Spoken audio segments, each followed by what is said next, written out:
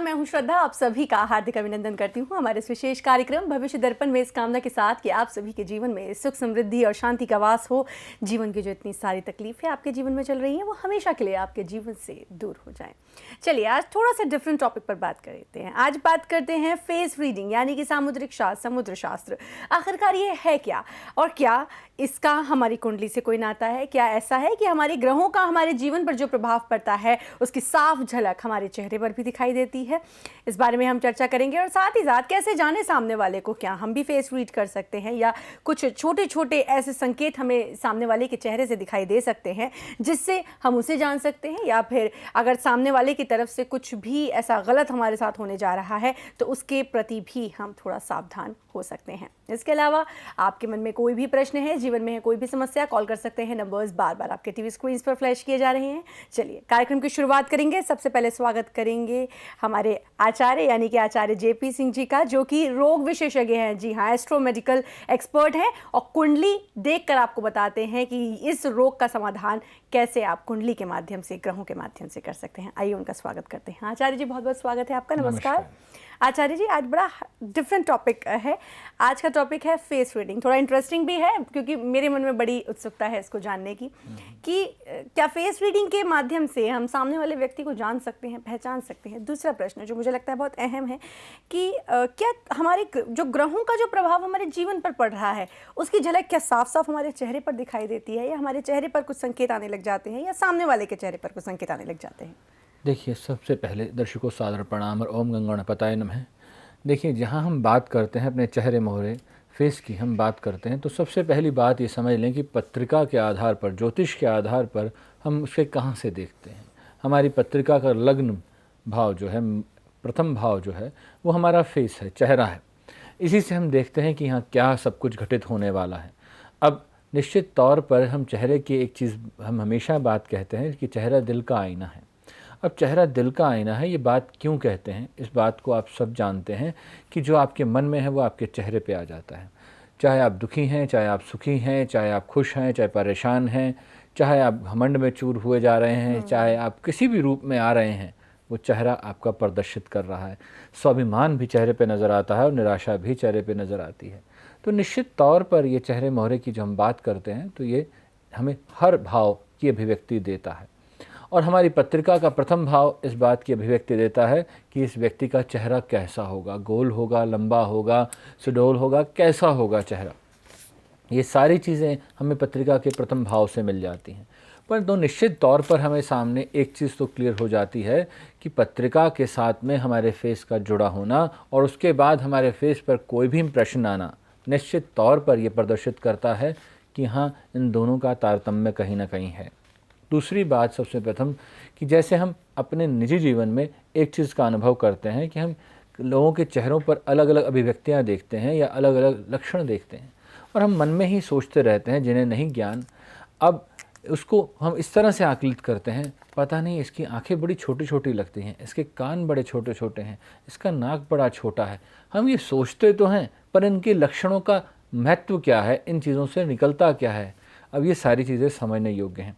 दूसरी बात, अगर ये देखें कि समुद्र शास्त्र ज्ञान हमारे लिए हज़ारों साल से हमारे सम्मुख है और आज इसका लाभ मेडिकल साइंस भी उठाती है और साइकेट्रिस्ट भी उठाते हैं, जिसको वो बॉडी लैंग्वेज का नाम देते हैं। आज वो बॉडी लैंग्वेज से ये देखते हैं कि कोई व्यक्ति अगर ऐसे ऐसे करता है जिसाब, या कान बहुत हिलाता है, आंखें बहुत मचकाता है, तो निश्चित तौर पर उसके मन में कुछ चल रहा है, या घबराहट है, या डरा सहमा सा है, या किसी उलझन में चल रहा है। वो इस तरह की सारे कयास लगाते हैं या जो वो भाषाएं अपनी भाषा में उसको डिकोड करते हैं।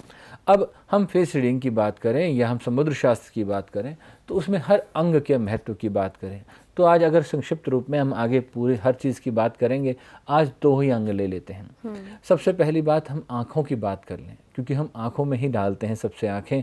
हम सबसे पहले एक व्यक्ति के चेहरे पर उसकी आँखें ही देखते हैं। अब आँखों में अगर झांक रहे हैं तो आप देखें कि उसके दिल में क्या है। अगर आँखें बहुत छोटी हैं तो भी, और आँखें चुरा रहा है तो भी। जब भी कोई व्यक्ति आपसे आंखें चुरा रहा है और उसकी आंखें बहुत छोटी हैं तो निश्चित तौर पर उसके मन में कोई चोर है, फरेब है, वो कहीं ना कहीं आपको धोखा देगा। दूसरी बात, अगर हम ये देखें कि आंखों में किसी प्रकार का तिल नज़र आता है तो भी सावधानी बरतने की आवश्यकता है। वहाँ पर भी आप लापरवाही नहीं कर सकते उस व्यक्ति के साथ में कि आप ये सोचें कि ठीक है साहब, होगा, हो सकता है। नहीं, यहाँ सावधानी बरतनी चाहिए। दूसरी बात हम बात करते हैं कान की, क्योंकि दूसरा लक्षण सबसे पहले हमारे शरीर पर या हमारे दूसरे व्यक्ति को कहीं दिखाई देता है तो हमारे कान दिखाई देते हैं। अब बहुत लंबे कान हैं, बहुत छोटे कान हैं, सामान्य हैं, तो हम सब में अंतर नज़र आता है। और ऐसी बात नहीं है कि आप इसे नोटिस नहीं करते, आप निजी जीवन में भी इसे नोटिस करते होंगे। अब जब भी आप किसी व्यक्ति के बहुत छोटे कान से देखते हैं तो निश्चित तौर पर यहाँ पर भी सतर्क हो जाइए। दर्शकों, आप ये बात सोच रहे होंगे कि मैं हमेशा सतर्क होने की बात क्यों कह रहा हूँ। क्यों? क्योंकि जो अच्छाइयाँ हैं उन्हें नहीं भी जान पाए तो कोई बात नहीं, बुराइयों को पहले जान लीजिए और उससे बचे रहिए। और मेरा यही इस ध्येय है कि इस प्रोग्राम के माध्यम से जो आप एक ज्ञान मिले उसे आप निजी जीवन में उतारें और उससे अपने आप को बचा सकें।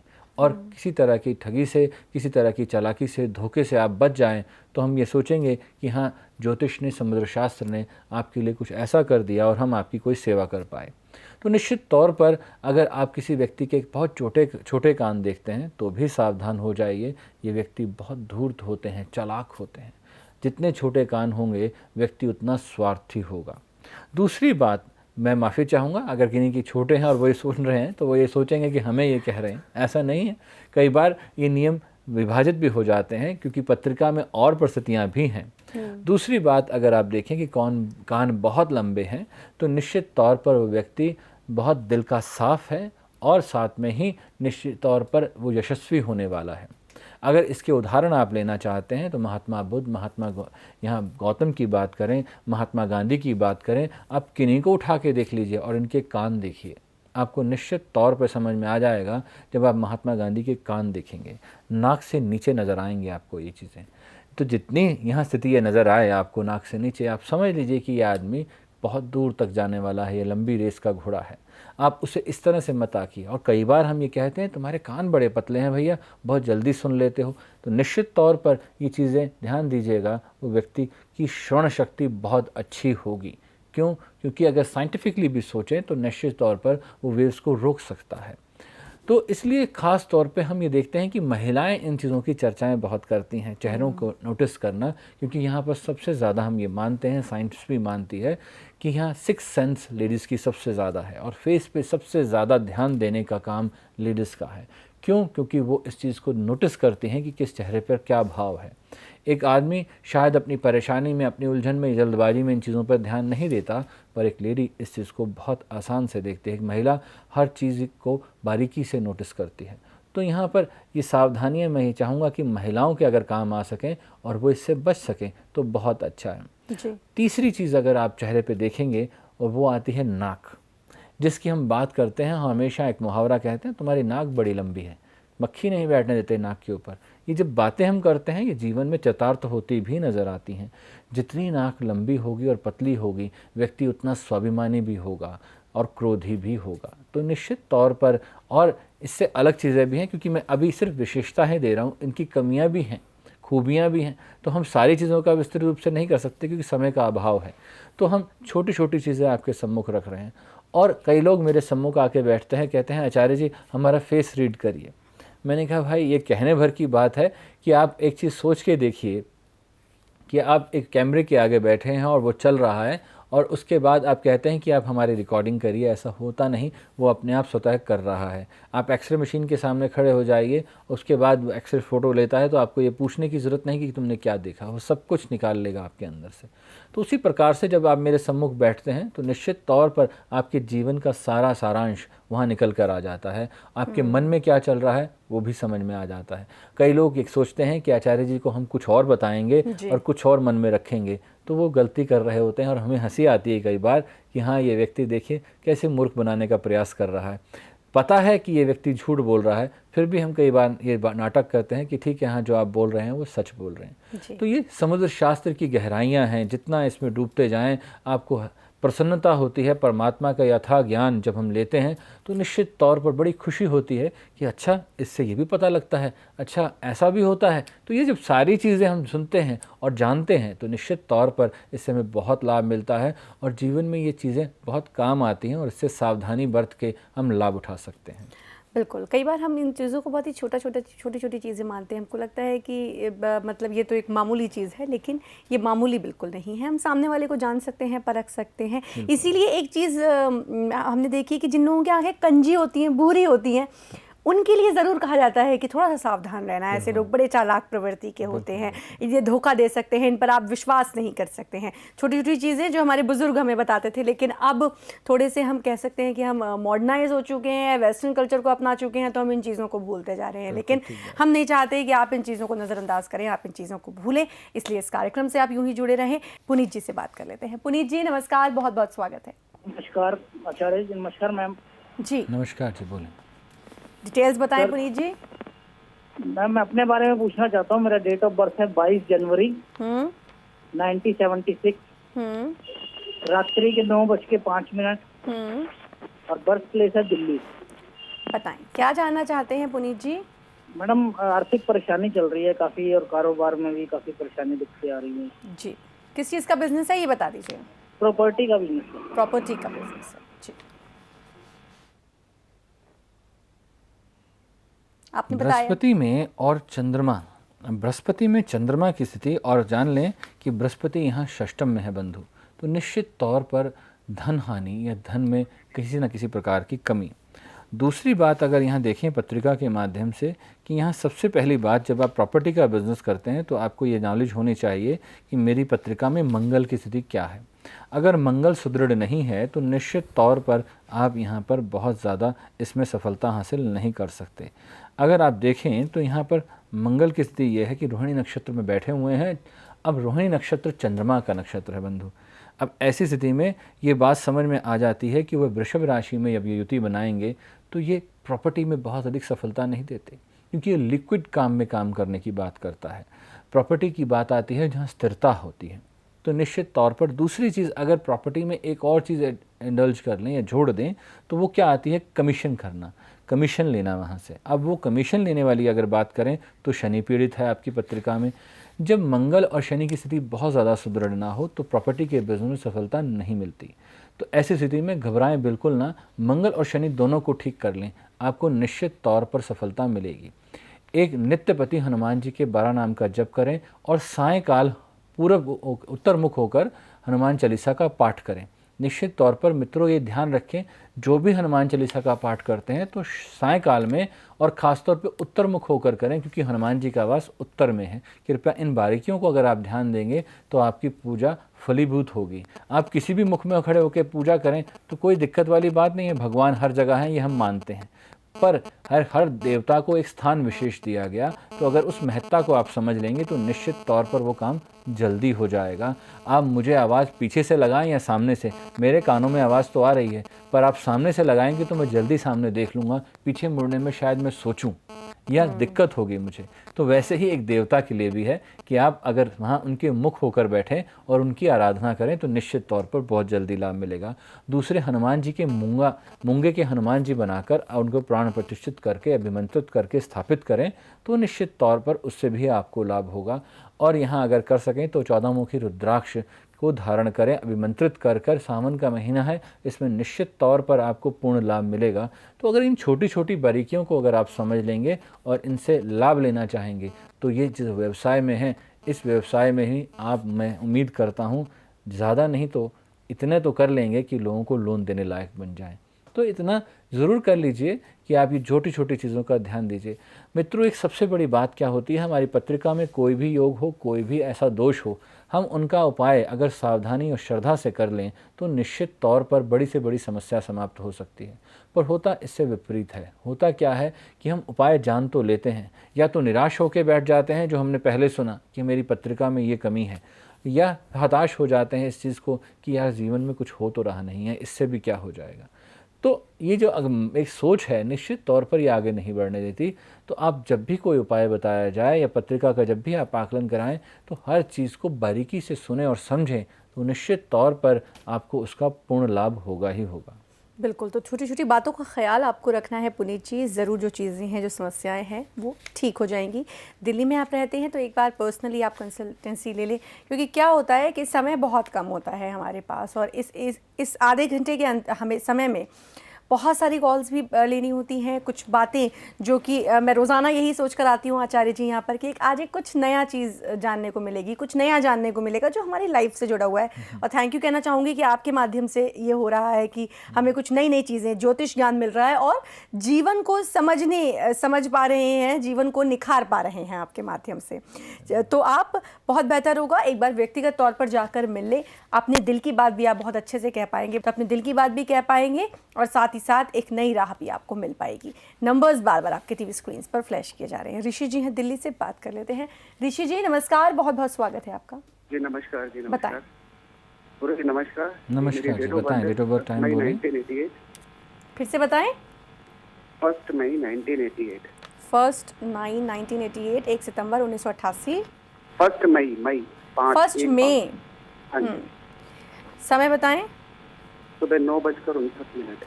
9:59 59। थोड़ा सा तेज बोल लें आप। जन्म हाँ स्थान? जी, न्यू दिल्ली।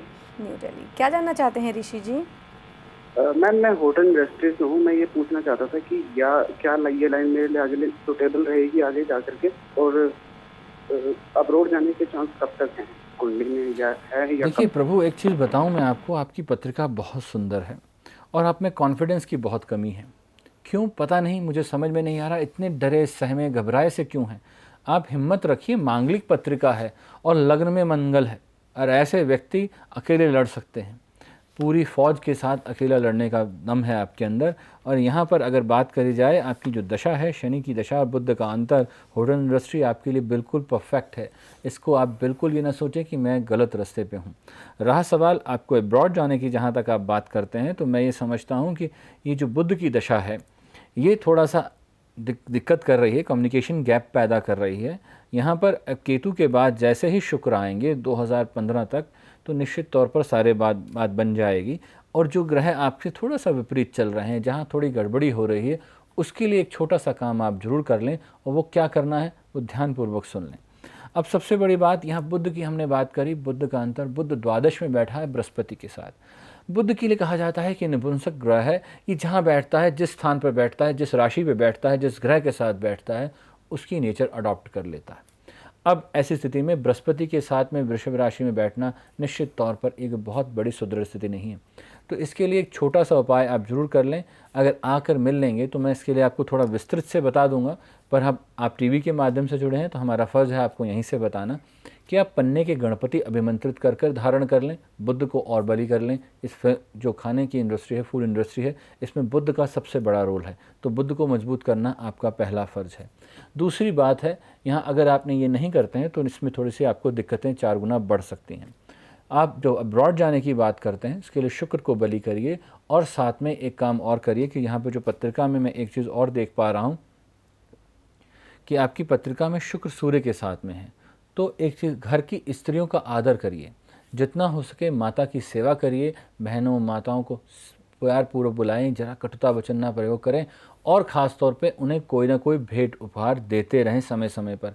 ये आपके लिए बहुत अच्छा होगा। और नवरात्रों में कंजकें जरूर बिठाएं बंधु, ये भूल के मत छोड़िएगा।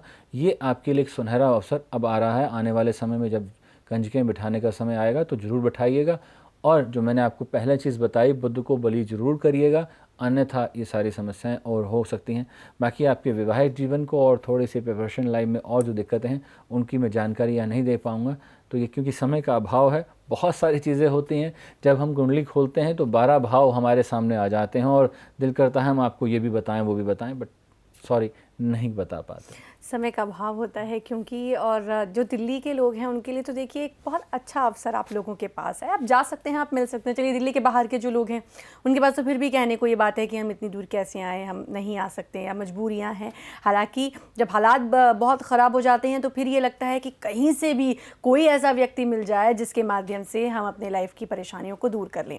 लेकिन जो दिल्ली के लोग हैं उनको तो मुझे लगता है स्पेशली जाकर ज़रूर मिलना चाहिए। इन सभी चीज़ों के लिए नंबर्स बार बार आपके टीवी स्क्रीन पर फ्लैश किए जा रहे हैं। सुमन जी हैं दिल्ली से, बात कर लेते हैं। सुमन जी नमस्कार, बहुत बहुत स्वागत है आपका। नमस्कार मैडम। नमस्कार पंडित जी। नमस्कार जी, थोड़ा सा तेज बोलें और डिटेल्स बताएं। मैम मेरी डेट ऑफ बर्थ है 3 नवंबर 1969 69। जी समय बताएं। 2:45 PM birth place? Place is Delhi. क्या जानना चाहती हैं सुमन जी? जी, मैं इकोनॉमिकली परेशान हूँ और जॉब के बारे में जानना चाहती हूँ मैम, कि गवर्नमेंट या प्राइवेट कोई भी। मतलब अभी आप जॉब करना चाहती हैं और जानना चाहती हैं कि गवर्नमेंट जॉब लगेगी या प्राइवेट जॉब? सुमन जी, अभी क्या कर रही हैं अभी आप? जी, मैंने कुछ साल जॉब की थी एज ए टीचर, पर वो किसी वजह से छूट गई है सर, तो अभी मैं घर पर हूँ। आप हमारे साथ आना चाहेंगी?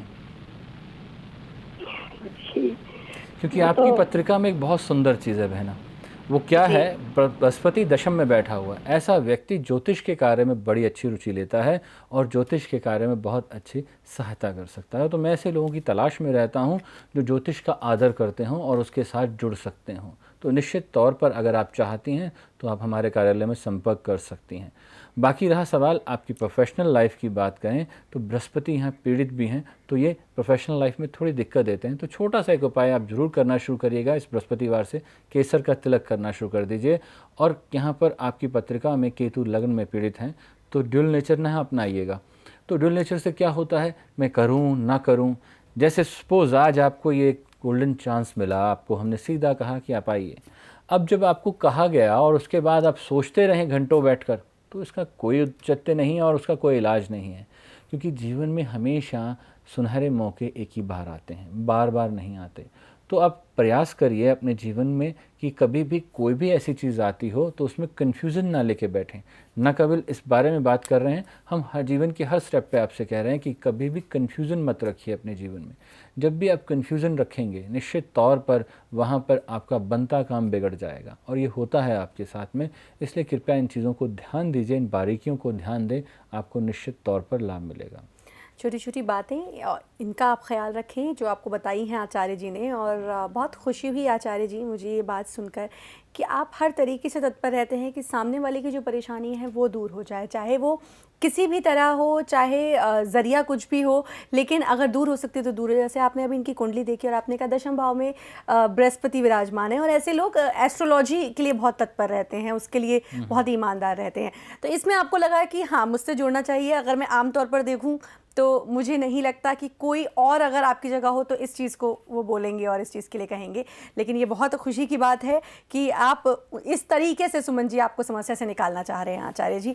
तो हम चाहेंगे, हम उम्मीद करेंगे आपकी जो समस्याएं हैं वो ज़रूर दूर हों और जीवन जो है वो सुचारू रूप से चलने लग जाए। नंबर्स बार बार टीवी स्क्रीन पर फ्लैश किए जा रहे हैं, आप चाहें तो एक बार कॉल ज़रूर कर लीजिएगा। अच्छा, एक कॉल आई थी वो कट गई, लेकिन उन्होंने अपनी डिटेल्स दी हैं। डिटेल्स हैं उनकी 10/10/1978, समय है दोपहर के 2 बजे और जन्म स्थान है सीतापुर। ये अपने करियर के लिए जानना चाहते हैं कि आगे आने वाला करियर इनका कैसा रहेगा, फाइनेंशियली स्ट्रॉन्ग कब होंगे। समय बताएं। समय है दोपहर के 2 बजे सीतापुर।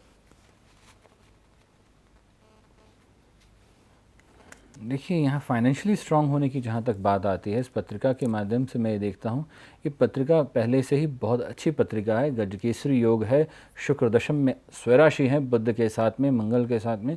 ऐसी स्थिति में कहीं दिक्कत नहीं है। बस यहाँ पर एक भाग्य स्थान पर जो दोष लगा हुआ है, ग्रहण दोष।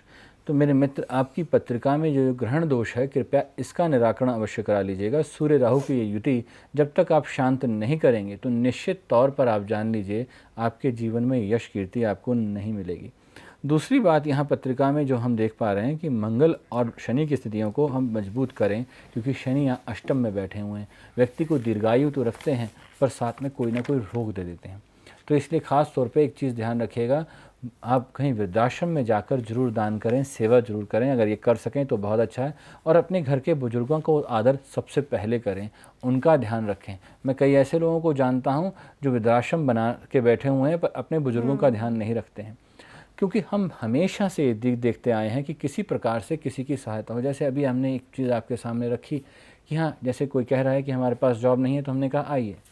हमारे पास एक महिला पत्रिका दिखाने आई, आपको बड़ा आश्चर्य होगा, और अपने बच्चे की परेशानी लेके आए कि साहब मेरे बच्चे का एडमिशन नहीं हो रहा। तो मैंने कहा बताइए कहाँ नहीं हो रहा है। तो उसने कहा इस स्कूल में नहीं हो रहा है। पर आचार्य जी कहाँ से होगा, मेरे पास फ़ीस भी नहीं है। तो मैंने कहा कोई बात नहीं, आप टेंशन मत लीजिए, एडमिशन हो जाएगा उसका एडमिशन हमने कराया, फ़ीस भी भरी, और उसके बाद वो उस लेडी को अपने पास जॉब पे रख लिया। और आज की तारीख में भी वो हमारे ऑफिस में जॉब कर रही हैं। और ये देखते हैं और उसके बाद उनसे कहते हैं कि साहब आप क्यों जॉब कर रहे हैं। कहते हैं साहब मुझे नहीं पता, अब मैं जीवन भर यहीं रहूँगी। मैं यहीं काम करूंगी। और कोई उनसे पूछता है कि साहब आप क्यों जॉब कर रही हैं यहाँ पर या कहाँ से आई, कहती हैं मुझे नहीं पता, परमात्मा ने मेरे लिए मंदिर यहाँ बनाया था। तो निश्चित तौर पर ये संयोग होते हैं, हम किसी के लिए कुछ नहीं करते, परमात्मा ही एक माध्यम बनाता है। और अगर आप ये समझते हैं कि जीवन में कुछ भी कर सकते हैं आप किसी के लिए, तो निश्चित तौर पर समझ लीजिए कि परमात्मा ने आपको चुना है किसी और का भला करने के लिए। और जब किसी का आप भला करते हैं तो स्वयं आपका भला हो जाता है, क्योंकि कहा है ना, कर भला हो भला। तो निश्चित तौर पर आप ये समझते चलिए कि हम ये जो ज्ञान की गंगा बह रही है उसमें अगर 2 डुबकी हम भी लगा लें तो निश्चित तौर पर हमारा जीवन भी कृतार्थ हो सकता है। अगर हम ज्योतिष के माध्यम से कुछ भी समझते हैं, अपने जीवन में कुछ भी अपनाते हैं, एक दिन के अगर प्रोग्राम से मैं समझता हूँ एक व्यक्ति ने एक बात समझी तो निश्चित तौर पर उसके जीवन में एक बदलाव वो कई चीज़ों की समस्याओं का समाधान बन जाएगा। तो ये कृपया इन बारीकियों को समझते हुए, इन छोटी छोटी बातों को जो हम किसी के भी टॉपिक के ऊपर बात करते हैं, जैसे हमने इनकी पत्रिका में देखा कि यहाँ वृद्धाश्रम में सेवा करनी है या पत्रिका में सूर्य ग्रहण योग है, तो जिनकी पत्रिका में भी सूर्य ग्रहण योग है, जरूरी नहीं वो मुझे दिखा पा रहे हो, जान पा रहे हो, तो कृपया उसकी शांति वो करवा लें। अच्छा है, क्यों? क्योंकि वो ग्रहण निश्चित तौर पर पितृदोष का भी कारण बन रहा है और जीवन में सूर्य की जो कारक है हमारी आत्मा, उसको भी दूषित करता है। तो इन बारीकियों से आप लाभ उठाइए। बिल्कुल, और यही उद्देश्य है इस कार्यक्रम का कि रोज़ाना आपको एक ऐसी बात पता चले, एक नई बात पता चले जो हमारे जीवन में बदलाव लेकर आती है। और आज भी हमें बहुत सी बातें ज़रूर पता चली हैं, कल भी हमें ज़रूर पता चलेंगी। आज समय तो इजाज़त नहीं दे रहा है, लेकिन आप सभी से कहना चाहूँगी, जीवन में कोई भी तकलीफ है, कोई भी परेशानी है, आप एक बार ज़रूर आचार्य जी से मिलें। उन्होंने एक हाथ आपकी तरफ बढ़ाया है तो दूसरा हाथ आप अपना फटाफट बढ़ा दें, ताकि जीवन की परेशानियों से, उलझनों से आप फटाफट बाहर निकल जाएँ। नंबर्स बार बार आपके टीवी स्क्रीन्स पर फ्लैश किए जा रहे हैं। आचार्य जी, बहुत अच्छा लगा आपसे बातचीत करके, स्टूडियो में आए, फिर हमें एक मार्गदर्शन दिया और हमें एक नई बात बताई और बताया कि जीवन को हम कैसे खुशनुमा बना सकते हैं। उसके लिए आपका बहुत बहुत धन्यवाद। नमस्कार। और दर्शकों, फिर होगी आप सभी से मुलाकात, पर फिलहाल हमें दीजिए आज्ञा। नमस्कार।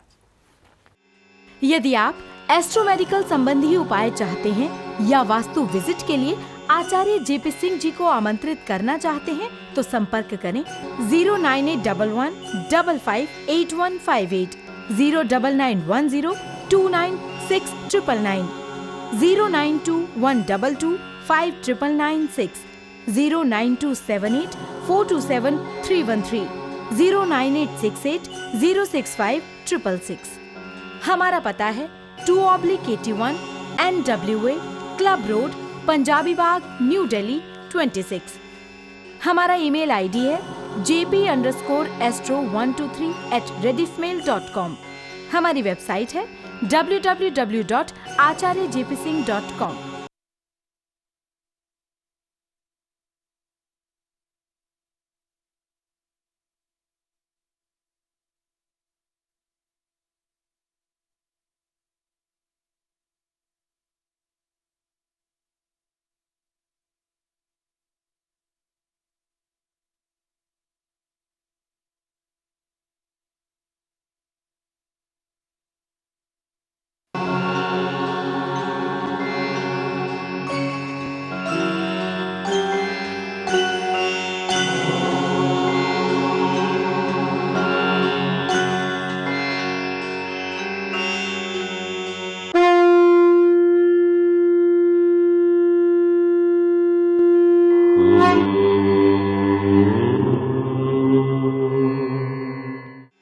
यदि आप एस्ट्रोमेडिकल संबंधी उपाय चाहते हैं या वास्तु विजिट के लिए आचार्य जेपी सिंह जी को आमंत्रित करना चाहते हैं तो संपर्क करें 09811558158, 09910296999, 09212259996, 09278427313, 09868065666। हमारा पता है 2/81 NWA क्लब रोड, पंजाबी बाग, न्यू दिल्ली 26। हमारा ईमेल आईडी है jp_astro123@rediffmail.com। हमारी वेबसाइट है www.acharyajpsingh.com।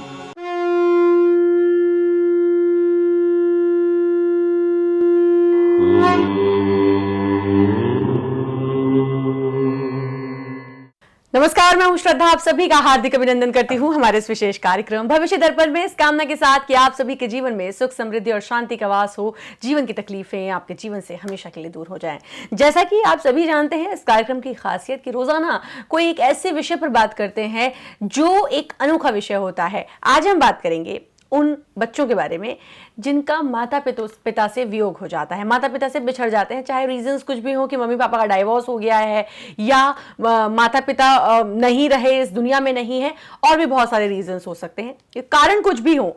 लेकिन यहाँ पर ग्रह अपनी क्या चाल चल रहे हैं या ग्रह कितनी अहम भूमिका निभा रहे हैं, ये जानना बहुत ज़रूरी है कि ऐसा क्यों होता है, और अगर ऐसा है निदान क्या है उसका, इस बारे में हम बात करेंगे। इसके अलावा आपके मन में कोई भी प्रश्न है, जीवन में है कोई भी समस्या, बेहिचक इस कार्यक्रम में कॉल करें। लाइव कार्यक्रम में आप कॉल कर सकते हैं, और अगर कॉल नहीं लग पा रही है तो बिल्कुल परेशान होने की जरूरत नहीं है। व्यक्तिगत नंबर पर भी आप कॉल कर सकते हैं और अपॉइंटमेंट ले सकते हैं, बातचीत कर सकते हैं, जीवन की हर परेशानी से आप बाहर निकल सकते हैं। चलिए कार्यक्रम की शुरुआत करेंगे। सबसे पहले स्वागत करेंगे हमारे एस्ट्रो मेडिकल एक्सपर्ट आचार्य जेपी सिंह जी का। आचार्य जी, बहुत बहुत स्वागत है आपका। नमस्कार आचार्य जी, क्या रीजंस हैं, ग्रहों की ऐसी कौन सी चाल होती है जिसकी वजह से कुछ बच्चे अपने माता पिता से बिछड़ जाते हैं, या एक और पहलू जो मुझे नजर आता है कि माता पिता की कुंडली में ऐसे कौन से ग्रह होते हैं कि वो अपने बच्चों से बिछड़ जाते हैं? ये आज का विषय है, इसके बारे में जानना चाहूंगी। सर्वप्रथम दर्शकों सादर प्रणाम और ओम गंगणपताय नमः। मित्रों, सबसे बड़ी बात ये वियोग की जो बात है, निश्चित तौर पर एक दुख की स्थिति है। और मैं चाहे माता पिता बच्चे से बिछड़े या बच्चा माता पिता से बिछड़े, चाहे कोई भी कारण रहे, निश्चित तौर पर इसमें असहनीय दुख है। और जिनके साथ ये घटित होता है और जब हम उनकी बातें सुनते हैं तो निश्चित तौर पर एक बात सामने आती है कि हाँ, उनकी ये पीड़ा उनके जीवन में कितना बड़ा रूप धारण कर लेती है, क्योंकि पूरा जीवन परिवर्तित होता है उस बच्चे का। अब मैं ऐसे कई सारे उदाहरण मेरे जीवन में आते हैं जिनको मैं देखता हूँ, कई बार अपॉइंटमेंट्स के थ्रू, कई बार निजी जीवन में हम देखते हैं। इस तरह के लोगों को, हमारे मित्रों के साथ में ऐसी स्थितियाँ हुई कि उनके यहाँ पर ऐसी बातें सुनने को मिली, तो निश्चित तौर पर हमें समझ में आया कि हाँ, ये कितना असहनीय है। इसी में एक उदाहरण मैं आपके सम्मुख रखता हूँ। मेरे सामने एक महिला आज से तकरीबन 14-15 साल पहले मेरे पास आई थी, और उन्होंने मुझे बताया कि हमने एक बच्चा अडॉप्ट किया है, और बच्चा जो अडॉप्ट किया उसकी डेट ऑफ बर्थ टाइम ये है। तो जैसे ही उन्होंने मुझे डेट ऑफ बर्थ टाइम दिया तो निश्चित तौर पर मैंने उनसे सहसा पूछ लिया, मैंने इसके माता पिता कहाँ हैं?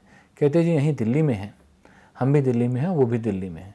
मैंने कहा इसके पत्रिका में माता पिता का सुख नहीं है, इसीलिए ये जहाँ पे भी रहेगा वहाँ से साया उठ जाएगा। तो वो कहते हैं नहीं, अब तो हमने अडॉप्ट कर लिया, अब तो माता पिता के साथ रिलेशन टूट गया। मैंने कहा ये आप जो सोच रही हैं कि वो रिश्ता टूट गया, नहीं, अब अगर आप गार्जियन हैं तो ये आप पर लागू हो जाता है कि ये अब आपसे भी वियोग हो जाएगा। तो उन्होंने कहा ऐसा कैसे हो जाएगा आचार्य जी? नहीं, हम तो इसे अब नहीं छोड़ने वाले, क्योंकि हमें इतने सालों बाद कोई बच्चा मिला है और हमने इसे गोद लिया है, तो निश्चित तौर पर इसे हम नहीं छोड़ेंगे। अब प्रभु की लीला देखिए, क्योंकि ज्योतिष अपने सिद्धांतों पर खरा उतरता है, परमात्मा की वाणी सत्य है। तो यहाँ क्या परिस्थिति बनी, क्योंकि अगर उसके वो उपाय कर लेती, मान जाती, जबकि मैंने उनको एक छोटा सा उपाय दिया कि आज ये बच्चा 10 साल का है तो कृपया करके आप इसे हॉस्टल में डाल दीजिए, अपने से दूर कर दीजिए, यही इसका एक सरलतम उपाय है। उन्होंने कहा नहीं जी, मैंने इतने सालों बाद बच्चा गोद लिया, मैं इसको दूर नहीं करने वाली, मैं अपने पास ही रखूँगी।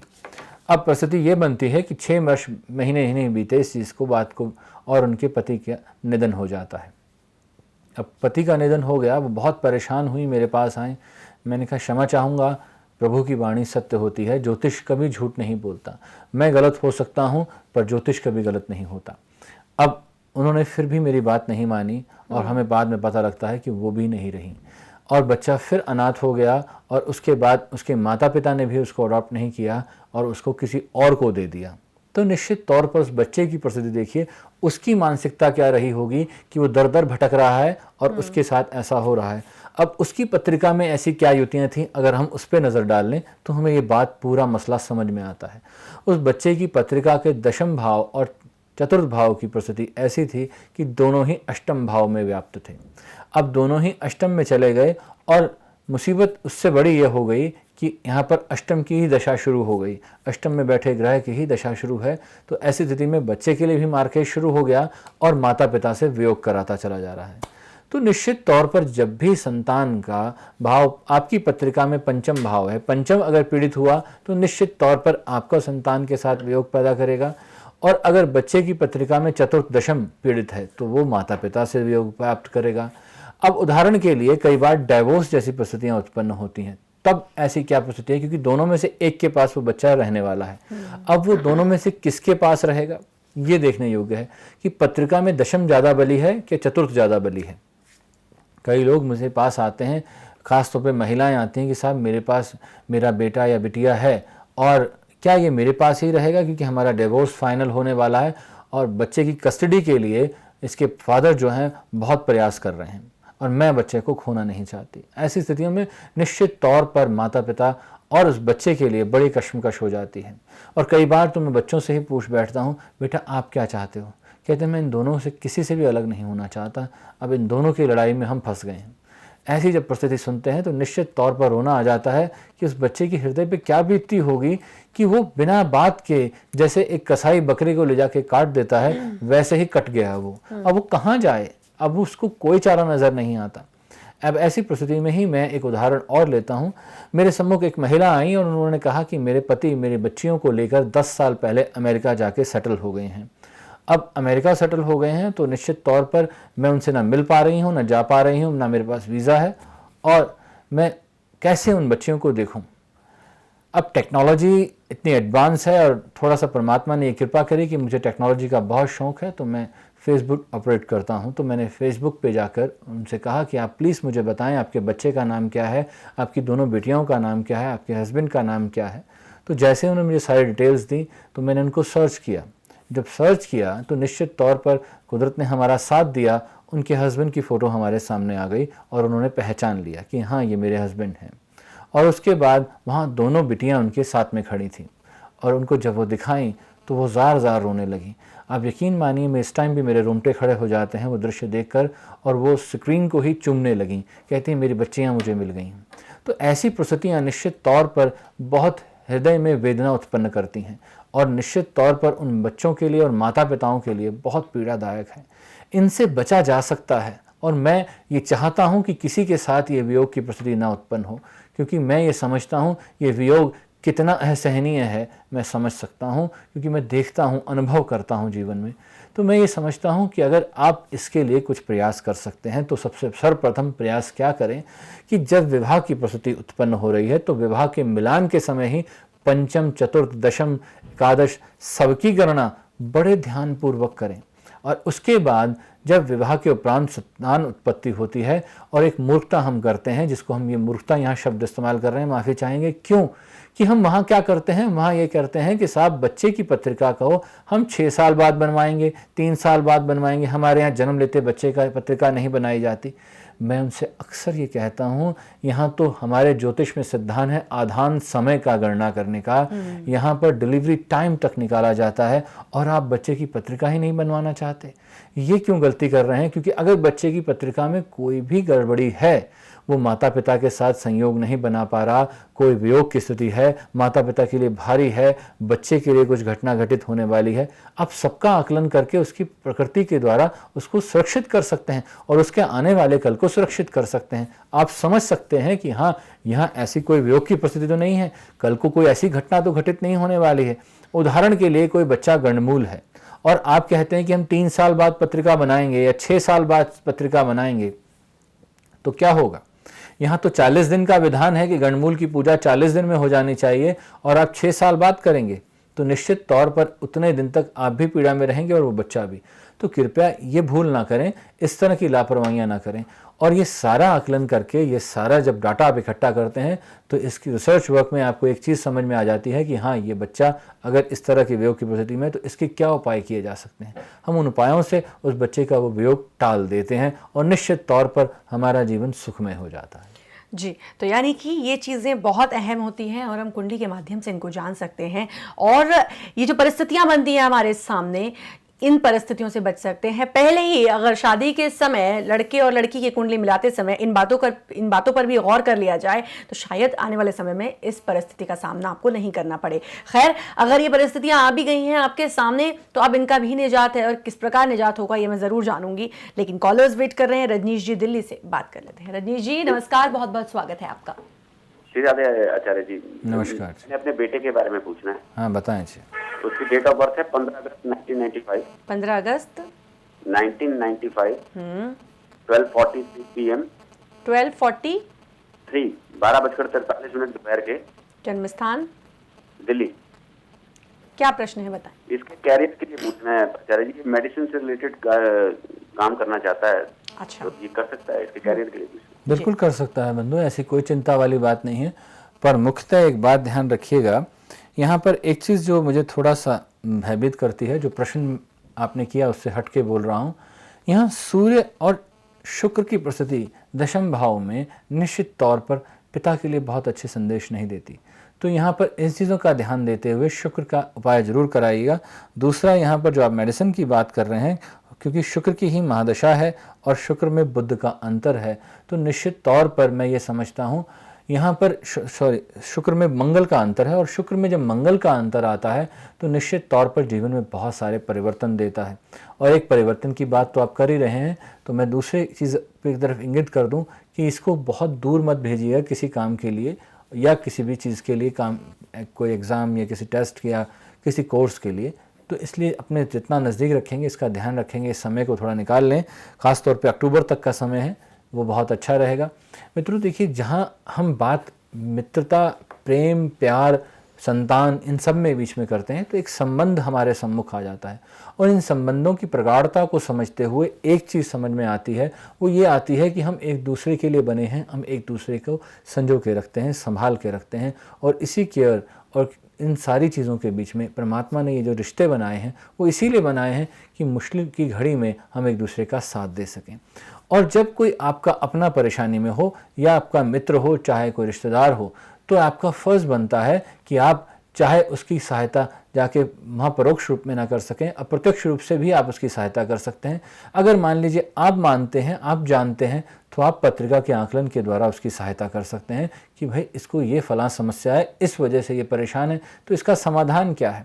अब जैसे अभी एक बात उठी कि साहब इनके समाधान क्या हो सकते हैं। अगर मान लीजिए किसी व्यक्ति के साथ संतान वियोग की परिस्थिति उत्पन्न हो रही है, तो जैसे मैंने अभी उदाहरण दिया, हमने ये कहा कि साहब इसे आप हॉस्टल भेज दीजिए, उन्होंने नहीं भेजा, उसके रिजल्ट उनके सामने थे। अब ऐसी ही परिस्थिति अगर मान लीजिए यहाँ पिता पुत्र के साथ में हो रही है, माता पिता के साथ में हो रही है, माता के साथ बच्चे का वियोग होने की समस्या आ रही है, तो हम क्या करते हैं कि आप इसको नानी के घर भेज दीजिए, इसको हो सकता है आप थोड़े दिन हॉस्टल में भेज दीजिए, आप इतने समय के लिए ये फलां उपाय करा लीजिए, इसका ये ग्रह पीड़ित है, इसको शांत करिए। तो कहीं ना कहीं टेक्निकली आप ज्योतिष की भाषा में अगर हम कहें तो हम उसको रद्दोबदल करके वहाँ पर उसको अपने अनुकूल कर लेते हैं। पर ये भाषा हमें शायद कम समझ में आती है। हमें लगता है ऐसा कैसे हो सकता है, आप तो एक तरफ कहते हैं हम प्रकृति के नियम बदल नहीं सकते, विधि का लेखा है, मिटा नहीं सकते। अगर विधि का लेखा है तो बंधु, परमात्मा ने ज्योतिष का ज्ञान ही नहीं बनाना चाहिए था। अगर बनाया है तो वे स्वयं चाहते हैं कि हाँ, आपके कर्मों के द्वारा आपके भाग्य को बदला जाए। क्योंकि ज्योतिष कुछ ऐसा नहीं करता कि कोई जादू की झड़ी घूम जाती है और आपका जीवन बदल जाता है। आपसे कर्म करने को ही कहा जाता है। अब एक वियोग की परिस्थिति उत्पन्न हुई, निश्चित तौर पर उस वियोग के लिए हमने क्या किया, बच्चे को हॉस्टल में डाल दिया। तो वहाँ वो बात भी पूरी हो गई कि वियोग हुआ, और ये बात भी पूरी हो गई कि वो समय भी निकल गया। अब यहाँ एक छोटा सा उदाहरण ले लें कि हम सीता जी की बात करें, रामचंद्र जी की बात करें, इस सारे प्रकरण में एक बात समझ में आती है, जगत कल्याण के लिए किया, लीला रचाने के लिए किया, पर रामचंद्र जी को वनवास तो हुआ। 14 वर्ष के लिए जो वनवास के लिए गए, उसमें उन्होंने क्या क्या कार्य किए वो हम समझ सकते हैं। तो निश्चित तौर पर इस परमात्मा की ही लीला है कि उसने ज्योतिष के द्वारा हमारी सहायता करने के लिए ये सारे उपाय हमारे सम्मुख रखे। कई लोग मुझसे आकर बहस करते हैं कि साहब उपाय से भाग्य बदल जाता है। मैंने कहा क्यों नहीं बदलता बंधु, बाहर 40 डिग्री टेम्परेचर है, आप एसी ऑन करके अपने कमरे का 28 डिग्री करे बैठे हैं, कैसे? ये उपाय ही तो है। आपकी आईसाइट वीक हो गई है, चश्मा लगा के आईसाइट नॉर्मल करे बैठे हैं, ये उपाय ही तो है। और कैसे करेंगे आप बताएं? उपायों की परिभाषा आप कतई ये ना लगाएं कि साहब मैंने कोई प्रकृति में हस्तक्षेप किया है। आपने प्रकृति को अपने अनुकूल करने का प्रयास किया है अपने कर्मों के द्वारा। तो निश्चित तौर पर एक बात मान लें कि अगर आप श्रद्धा, निष्ठा, विश्वास के साथ में कोई उपाय करते हैं तो वो निश्चित तौर पर फलीभूत होता है, आपका जीवन परिवर्तित करता है और आपको पूर्ण लाभ देता है। बिल्कुल। तो आप ये करें कि जो आपको उपाय बताए गए हैं आपके बेटे के लिए, क्योंकि सूर्य और शुक्र की आपने युति बताई है दशम भाव में है, तो ये थोड़ा सा आपके लिए ठीक नहीं है। इसके लिए जो भी उपाय हैं वो ज़रूर करवाएं। अच्छा, बहुत अच्छी चीज़ आपके साथ ये है कि आप दिल्ली में रहते हैं। अच्छा, मेरा एक प्रश्न है, अभी आपने एक उदाहरण दिया कि मैंने उन लेडी से बोला कि बच्चे की कुंडली में माता पिता का सुख है ही नहीं, वियोग है, उन्होंने नहीं माना। मैं ये जानना चाहूँगी इस उदाहरण के तौर पे ही कि अगर वो अपने बच्चे को हॉस्टल भेज देती या किसी के साथ भी सिचुएशन है, तो जो वो परेशानी है वो कुछ समय तक की थी या वो पूरे जीवन पर्यंत थी, या उपाय करके उस चीज़ों को, उस समय को कम किया जा सकता था कि आपने उपाय बताया कि आप हॉस्टल भेज दीजिए और कुछ समय तक की वो परेशानी है, उसके बाद चीज़ें ठीक हो जाएंगी या थोड़ी बहुत ठीक हो जाएंगी। देखिए, बिल्कुल अगर आप किसी उपाय की बात कर रहे हैं तो उसे एक समय सीमा में ही बाधित किया जाता है। जीवन भर के लिए आप बच्चे को हॉस्टल में नहीं रख सकते। तो निश्चित तौर पर हम उसके बाद क्या करते हैं, उसके बाद हम ये करते हैं ऐसी परिस्थिति में कि साहब आप इसको अपने से अलग रख दीजिए, कि आप फर्स्ट फ्लोर पे हैं, आप इसे ग्राउंड फ्लोर पे रख दीजिए। कुछ ना कुछ ऐसी परिस्थिति आपको रखनी पड़ेगी कि आप भी उसका सुख अनुभव करते रहें, वो आपका करता रहे, पर वो जो तनाव पैदा करे, जो वियोग पैदा करे, हम उसको दूर कर देना चाहते हैं। पर होता ऐसा नहीं है। क्यों? क्योंकि हम कहीं ना कहीं मोहवश कह लीजिए, कहीं ना कहीं अपनी अज्ञानता के वश में हम इस चीज़ पे अड़े रहते हैं कि साहब हम ऐसा नहीं करेंगे। जैसा मैंने बताया कि आप यहाँ पर कई लोग, अब मैं आपको एक छोटा सा उदाहरण देता हूँ। पिछले ही दिनों की बात है, मैंने एक महिला को कहा कि साहब आप ये पुखराज उतार दीजिए, आपने जो धारण कर रखा है आपके लिए हानिकारक है।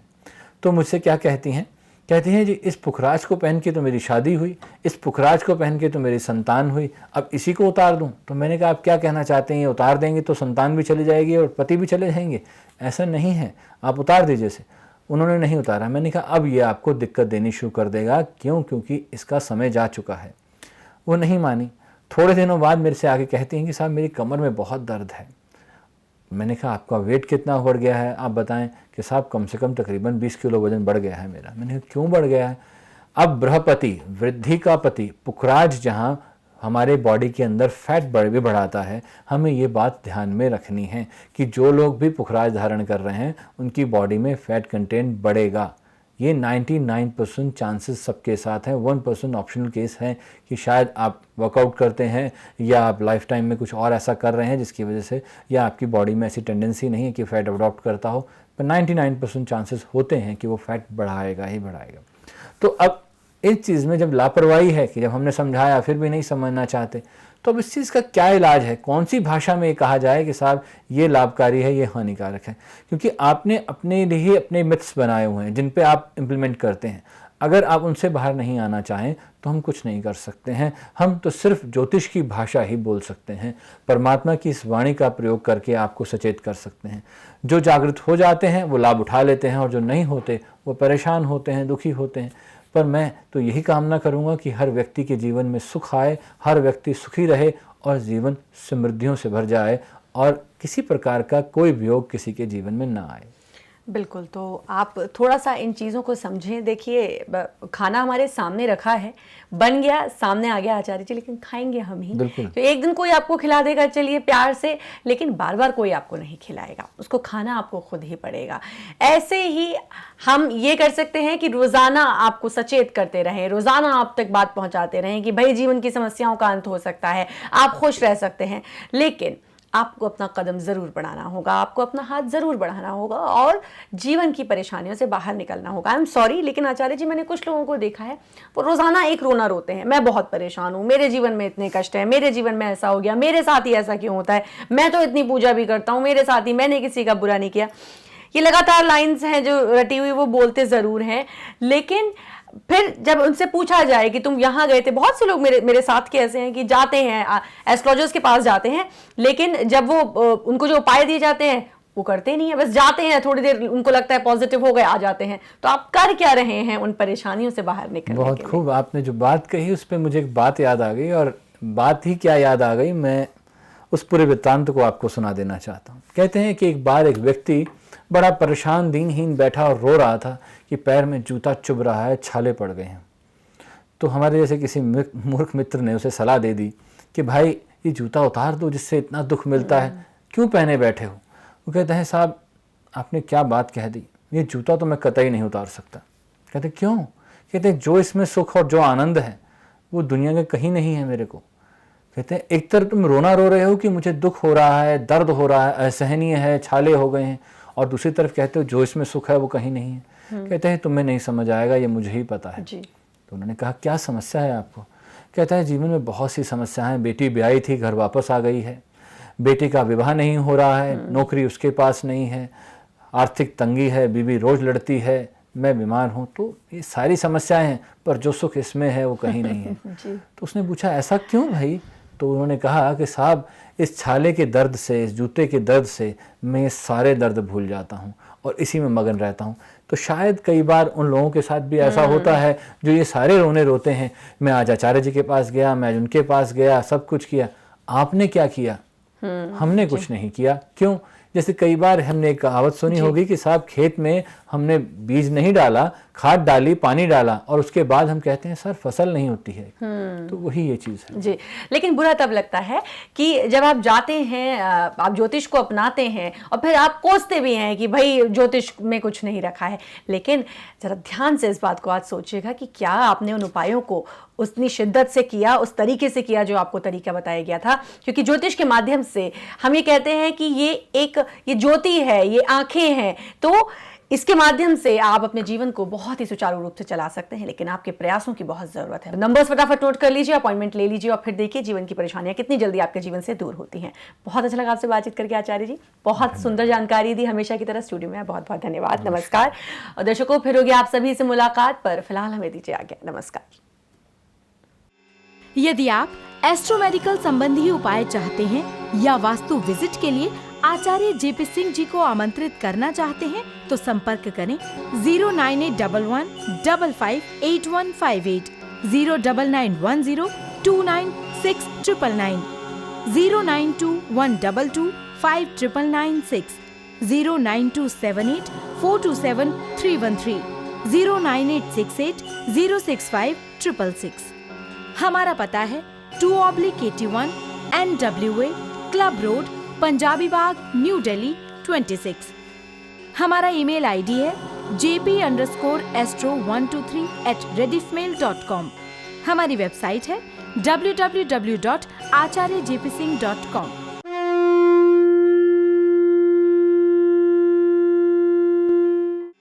यदि आप एस्ट्रोमेडिकल संबंधी उपाय चाहते हैं या वास्तु विजिट के लिए आचार्य जेपी सिंह जी को आमंत्रित करना चाहते हैं तो संपर्क करें 09811 558158, 09910 29699, 09212 5996, 09278 427 313, 09868 065 666। हमारा पता है 2/81 NWA क्लब रोड, पंजाबी बाग, न्यू दिल्ली 26। हमारा ईमेल आईडी है jp_astro123@rediffmail.com। हमारी वेबसाइट है www.acharyajpsingh.com।